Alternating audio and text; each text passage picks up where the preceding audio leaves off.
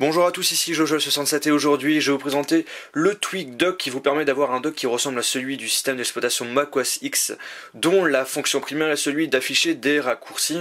Alors en faisant un petit geste prédéfini avec Activator, vous allez pouvoir faire apparaître le dock qui s'affiche automatiquement à droite.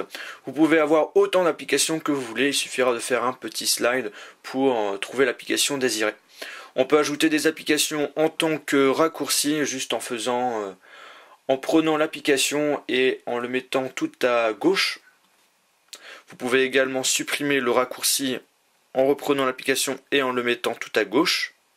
Et vous pouvez aussi supprimer une application que vous avez justement mis entre guillemets en multitâche, juste en prenant l'application et en le mettant vers le milieu.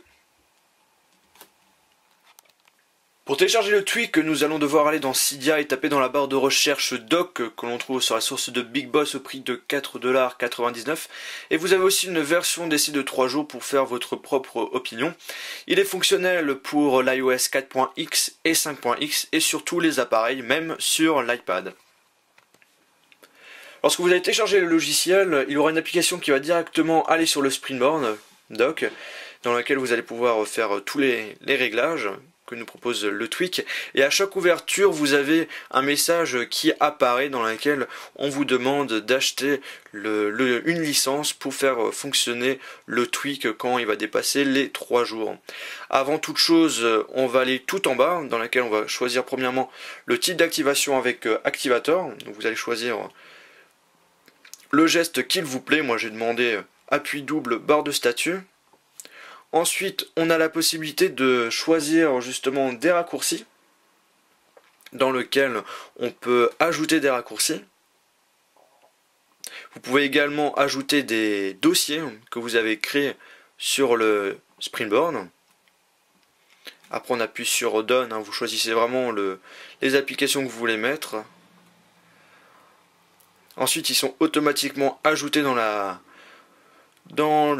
catégorie raccourcis. Vous pouvez également les éditer soit en les supprimant, soit en changeant le positionnement des applications.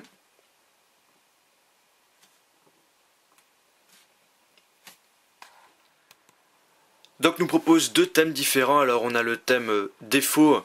En fait, l'arrière-plan du dock est le même que celui de Siri, on va dire. Et pour le thème macOS X, on a un arrière-plan plutôt transparent. Donc vous choisissez celui qui vous plaît. Après on va aller directement tout en haut dans les réglages, dans laquelle on va premièrement bien sûr cocher activer dock, sinon dock ne va pas s'afficher. Ensuite là, auto rotate, normalement c'est le dock qui doit pivoter, mais justement ça ne marche pas chez moi, j'ai tout essayé et cette fonction ne marche pas.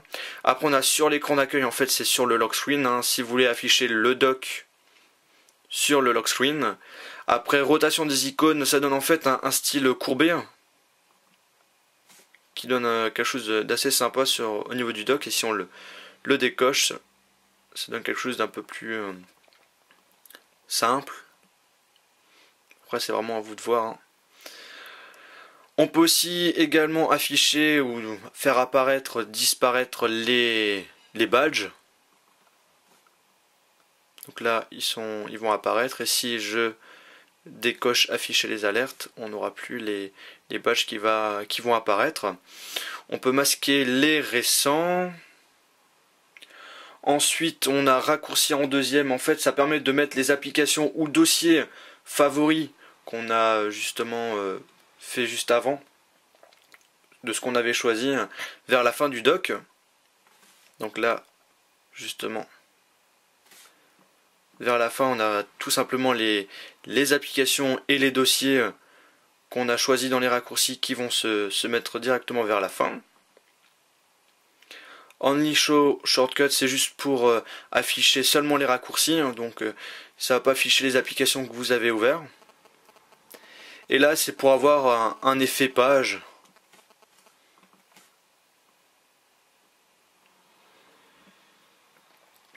Après vous pouvez aussi également choisir la taille des dossiers, soit petit, soit grand.